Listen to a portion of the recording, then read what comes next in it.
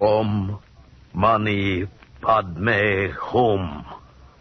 The Green Lama strikes for justice. And now we bring you another exciting adventure taken directly from the files of Jethro Dumont, the wealthy young American who, after 10 years in Tibet, returned as the Green Lama to amaze the world with his curious and secret powers in this single-handed fight against crime. I am Tulku. When Jethro Dumont returned to America from my country, Tibet, to become the Green Lama, it was my duty and pleasure to serve him. Oh, many have wondered why Jethro Dumont is called the Green Lama. Jethro Dumont is a Lama because of his great wisdom and powers of concentration. And the Green Lama because green is one of the 6 sacred colors and is the symbol of justice. The story of the Green Lama and the man who never existed began late one afternoon at a major air terminal in New York City. A huge 4-motor transport was standing at one of the passenger gates, and the tall, straight figure of a man was moving through the crowd. How about a statement, Mr. Dumont? How long are you going to be in town? Are you here for a new case? One question at a time, please. First, I live here, so it's difficult to say how long I may stay. Secondly, I know nothing of a new case, as you call it. Telephone for Mr. Jethro Dumont. Oh, excuse me, please. There's a call for me. Oh, sure. Exalted one, wait for me. Tulku, my friend. Oh, welcome home, O Lama. Tulku, this is Mr. Howard Crane, Daily Jethro Gazette. Dumont, room 5 in the main lobby, please. I'll talk to you later, Mr. Dumont. Yes, thank you. Come, Tulku, my friend. Oh, I still don't understand your newspaper men. Frankly, Tulku, I don't always understand them either. Excuse me. This is Jethro Dumont. Jethro, thank heaven I've gotten in touch with you. Professor Hendricks. Yes, well, Jethro. It's been a long time. Jethro, let me talk, please. I may not have much time. I need your help. Anything you ask, my friend. I had intended to just disappear, but for Marta's sake, I must fight this. Jethro, I must see you at once. But if anything should happen to me first, Kul Khan will tell you. I've sent... Hendricks!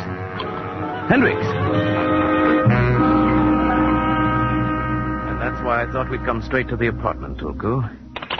But that's the 6th phone call without getting any hint of where Hendricks was when he phoned. May Tulku make humble suggestion? Of course, Tulku. What is it? This Professor Hendricks was an old friend of yours, Well, the Lamas of Tibet who have gone through the ordeal of silence, and this includes you, exalted one, can use the Dugtag ritual, which enables one to see with the mind's eye a friend who is at a great distance. Yes. I'll get it, Tulku. Hello?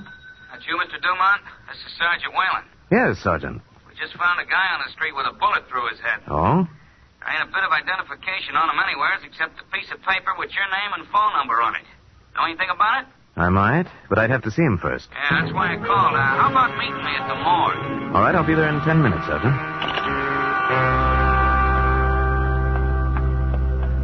Hello, Mr. Dumont. Hello, Sergeant. You remember Tulku? Oh, yeah. Hiya, Booty. Hello. What about this man you found, Sergeant? Right over here, Mr. Dumont. Yeah, that's him. It's Professor Harlan A. Hendricks. Professor Hendricks was a very well-known archaeologist, specializing in the primitive ruins of the early Indians of Mexico. Must have been robbed, which is why he was carrying no identification. Still, he needs no identification. He was very famous. And also very dead. What do you want? Nothing from you. My city editor told me to keep an eye on Dumont and I'd get a story. Crane, did you ever hear of a Professor Hendricks? No. Ah, well, I guess there's nothing to do but get on the phone and see what else I can dig up on this Hendricks guy. And that makes call number 13. You say the stiff is Professor Hendricks and he was born in New York City, but the city hall ain't got no record of his birth. You say he used to drive a car here, but the Motor Vehicle Bureau says it never issued a license to nobody with that name. Except for you, Mr. Dumont, Professor Hendricks never existed. Sergeant, the Museum of Primitive Art has been showing some of the professor's discoveries. The director of the museum should know him well enough to identify him.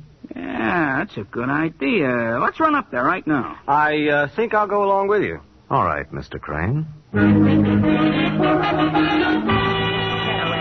Go ahead. hanging it crookedly. Hey, you. It's what is it? Who are you? Fillmore Merton, director of this museum, and I don't care for your tone. Oh, well, that's too bad. I'm Sergeant Whalen, New York Police. This is Mr. Crane. How are you? Mr. Dumont. Dumont? Mr. Jethro Dumont, the Green Lama? Yes, I'm the Green Lama. Well, you know, I've always followed your exploits in the press with keen interest. All right, now, just a minute. This is a police inquiry, Mr. Merton. Kindly speak when you're spoken to, you policeman. I think you better answer the sergeant's questions, Mr. Merton. This is a very serious matter. Yeah, you bet it is. Now, Merton, you ever hear of a guy named Hendricks?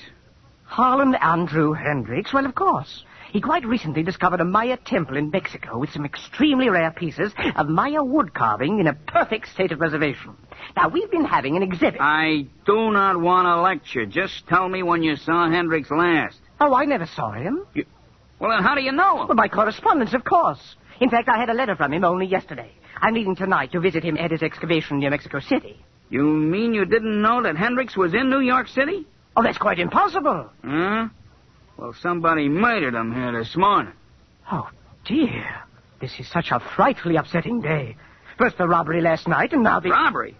What robbery is that? Well, it's just that someone broke in and made off with one of our best pieces from the Mayan exhibit belonging to Professor Hendricks. What was stolen, Mr. Merton? A piece of Mayan wood carving. A very fine Kukulkan. Now, Kukulkan was Of course, I remember. Kukulkan was the great Mayan creator god and was usually represented as a feathered snake. Yes, that's it. Of course, that's it. And you say it was stolen last night. That's right, Mr. Dumont.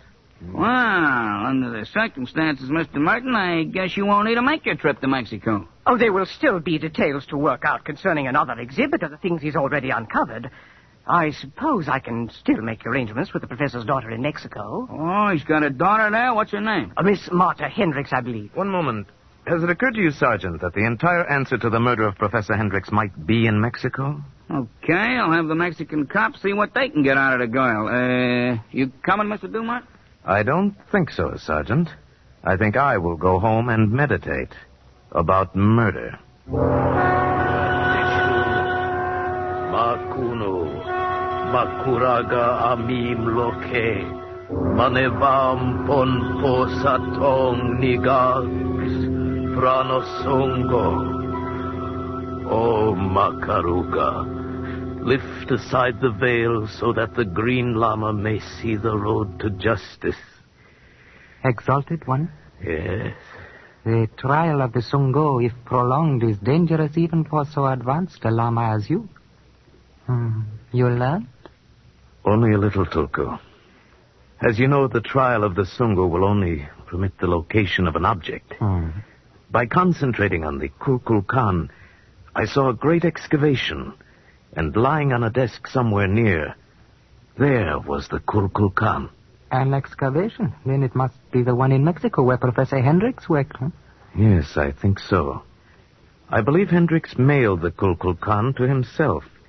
It is this wooden figure, Tulku, which in some ways holds the solution to the murder. Then the murderer will wish to reach the Kukulkan and destroy it. Yes. So the Green Lama must reach Mexico City and the Kukulkan before the murderer. It is written that each man's home is furnished with his own secrets. And therefore, much earlier, I took the liberty of packing your suitcase and making one reservation on the plane for Mexico City. Tulku, my friend, I don't know what I'd do without you. You always anticipate what I'll do long Tulku. Someone visits our humble home without benefit of door. That was the warning bell from the window in the north bedroom. We must welcome our guest, Tulku. Turn out the lights. It is truly written that darkness makes the best armor for the unarmed man. I'll stand by this door and you take that one, Tulku. It is done. Om Mani Padme Hum.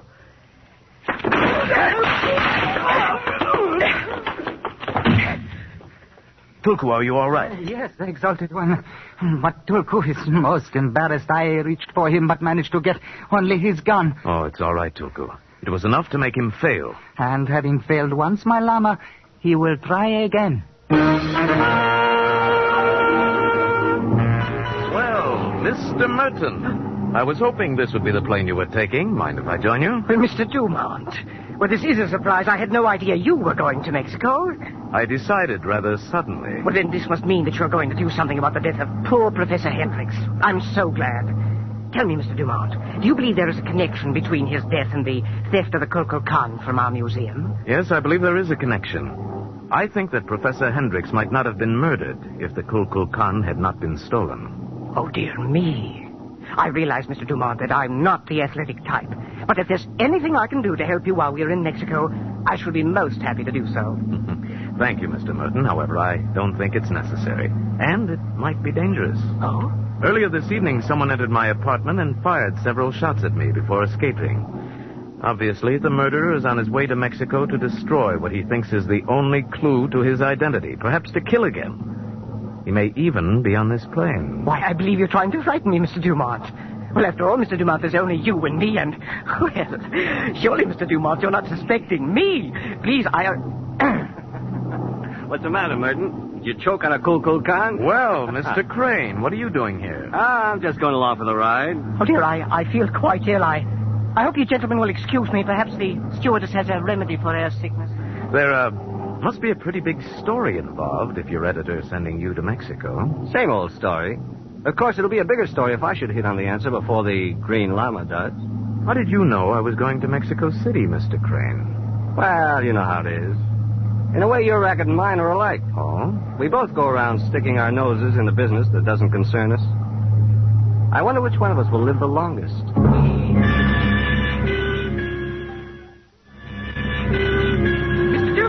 Mr. Dumont, I have a taxi if you'll care to share it. I'm going to the Toledo Prasado. No, thank you. I have reservations at another hotel.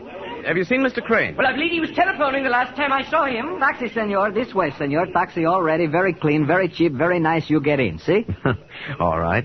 You sound as persistent as a cab driver from Brooklyn. This Brooklyn I am not knowing, but I, Pancho, drive the best taxi in all Mexico City, perhaps in the world, senor. Take me to the Imperial Hotel, driver. Senor, hablo de mi corazón. I speak from the heart. The Imperial Hotel is not for a gentleman such as yourself. Perhaps, but I'll be the best judge of that. You just take me to the Imperial, driver. Si, senor, but Pancho is your friend. In all Mexico City, there is only one hotel at which the senor will be happy. So, muy pronto, I am taking you to El Capital. Believe me, Senor Dumont, you will live to thank me. Presidente, atención. Senor Dumont is here. Welcome to El Capital, Senor Dumont.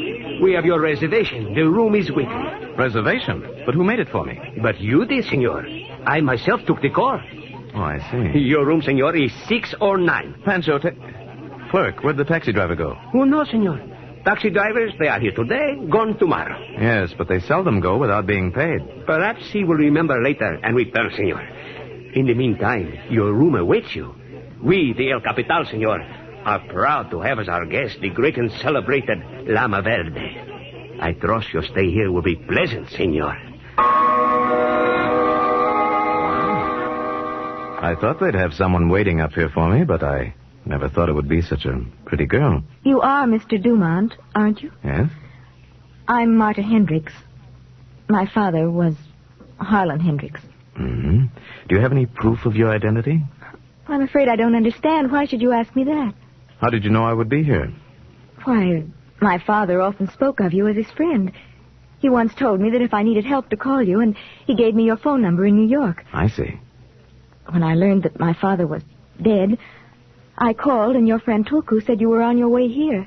I see. I'm sorry, Marta, if I seem suspicious. Mr. Dumont, I'm frightened. Just before I came over here to wait for you, someone called and told me to leave Mexico. How long ago did you receive the phone call? Oh, 30 or 40 minutes ago. That was about the time I was at the airport.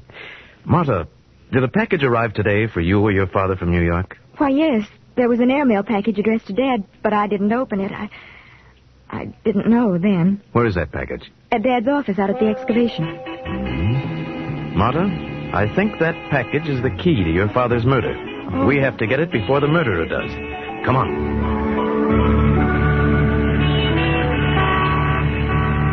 Senor, senorita? Oh, Pancho. I knew the senor would soon be looking for the best taxi driver in all Mexico City. I am at your service. Hello, Pancho. Marta, do you know this man? Yes. Pancho was Dad's favorite taxi driver. Si, senor. We are old friends. Then perhaps we can clear up the reason why you practically kidnapped me at the airport. It is of simplicity, senor. The Senor Hendricks was murdered, no? The Senor Green Lama wishes to catch the murderer, no? The Senor Green Lama is well known. Even the most ignorant peon here knows of his greatness, and he makes reservation at the hotel in Mexico City. Perhaps the murderer tried to kill the Senor Green Lama too, no? So Pancho and Senorita Hendricks fix him up at another hotel and fool the murderer. Just like the great Senor Felipe Marlowe I hear on the radio. He's clever, no? He's clever, yes. Marta, do you have a car? Yes. Good. Pancho, you can drive us to where Miss Hendricks keeps her car, and then you can do something else for me. I want you to go to the Imperial Hotel, where the murderer will expect me to be staying. Aha. If anyone phones me, you tell them that the Green Lama has gone to the Hendricks excavation. Okay. We'll park here. Dad's office is down in the excavation, but we'll have to walk down. Good. Marta, is Pancho reliable? I think so. Well, either way, the information should reach our man. You think the murderer will follow you out here? I'm sure of it. He came to Mexico City to get that package, and he won't feel safe until he's destroyed it. You sound as if you knew who the murderer is. I think I do, but that's not proof. And, of course, on the surface, he has a reason for coming which seems logical. Marta, is there any reason why there should be a light in your father's office? No. Then the murderer must already be here. Shouldn't we go back for the police? No. By that time, he'd get away. But he'll be armed. Do you have a gun? No, Marta. If I were to carry a gun, were to shoot even a criminal, then I, too, would be guilty of the evil which I fight. Look, the light went out. He may have heard us. All right, keep quiet now and stay behind me. Stay where you are. I got you covered. I've got him. Turn on the light, Marta. Crane. I can explain everything. I'm sure you can. Who is he, Jethro? This is Mr. Crane, a newspaperman who seems to have taken up a sideline. I told you I can explain everything. Look on the floor, Jethro. That's the package that arrived this morning. And was leaving tonight if Mr. Crane had his way. Open it, Marta. It's the Kukulkan. Yes, it's had quite a history in the past few days. Why did you want to steal it, Crane? I came out here to see if I couldn't dig up a few extra angles on the story. I recognized this thing as that Kukulkan you and Merton were talking about. I thought I'd take it along on the chance it might lead to something, that's all. You didn't know that Hendricks had mailed this to himself? That means Hendricks stole it from the museum. Jethro, is he accusing my father? I'm afraid your father did steal the Kukulkan from the museum, Marta. What? But since it really belonged to him, I don't suppose it really was stealing. But why did he steal it then? And what was this business about no identification? Hendricks said something to me on the phone about intending at first to disappear. I think he went around erasing his own identity. He had a reason for feeling disgraced and intended to vanish. Then, because of Marta, he decided to fight. That's why he was killed. And this carving of the Kukulkan is a clue? Oh, yes, the Kukulkan. Intricately carved out of hickory. A wood which the Mayans never knew. Hickory? Yes, this is a very clever copy of the original Kukulkan your father sent to New York.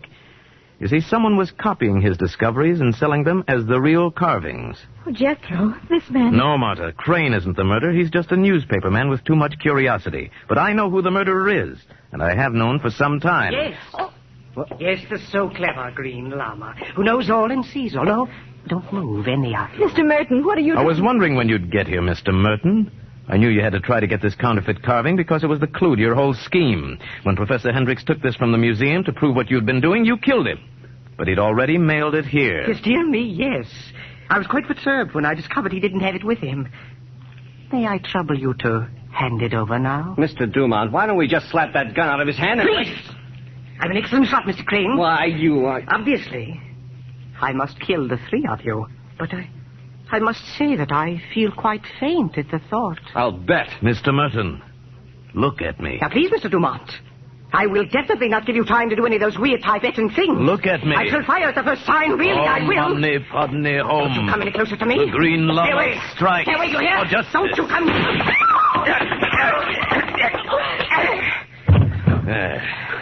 Oh, boy, that's some right you packed, Dumont. He sounds like a light. Jethro, are you all right? He fired right at you. Yes, I'm all right, Marta. And the murder of your father is brought to justice. And all because of this little hunk of wood. Boy, what a story! Yes, he was trapped by the feathered serpent god, just as Hendricks must have known he would be when he said, "Ask Kukulkan." You call me, senor? Pancho. No, what made you think I called you? I heard you say, ask Kukulkan. That is me, senor. Pancho Kukulkan. What? The Senor Hendricks named me when he first come here. You? Yes, Dad named him Kukulkan because he thought Pancho brought him luck in finding this excavation. Then maybe Hendricks meant Pancho when he said, "Ask Kukulkan." But what did he mean by that, Pancho? The Senor Merton. Senor Hendricks told me how this one was ruining his good name with the little wood carvings. Why didn't you tell me this before, Pancho? You did not ask, senor. Well, the next time I'll know better. Pancho, I think I'll let you deliver Mr. Merton to the police. It will be the great pleasure, Senor Green Lama. The Senor Merton hired me to bring him out here, and then before I could warn you, he struck me over the head with my own wrench, senor. This is the big insult. Jethro. Must you go back to New York so soon? I'm afraid I must, Marta. But how can I ever thank you? You've been so wonderful. Oh, I've only done that which the Green Lama must continue to do. Jethro, there's no reason for me to stay in Mexico now. Maybe I'll come to New York soon. Yes. Why don't you? Until then, goodbye, Marta. Om Mani Padme Hum. The Green Lama strikes for justice. The Green Lama, starring Paul Frees, is produced and directed by Norman MacDonald. Tonight's story was by Jethro Dumont, as told to Richard Foster and William Frew. Tulku is played by Ben Wright, and the special music is by Richard Arant. This is Larry Thor speaking, and this is CBS, the Columbia Broadcasting System.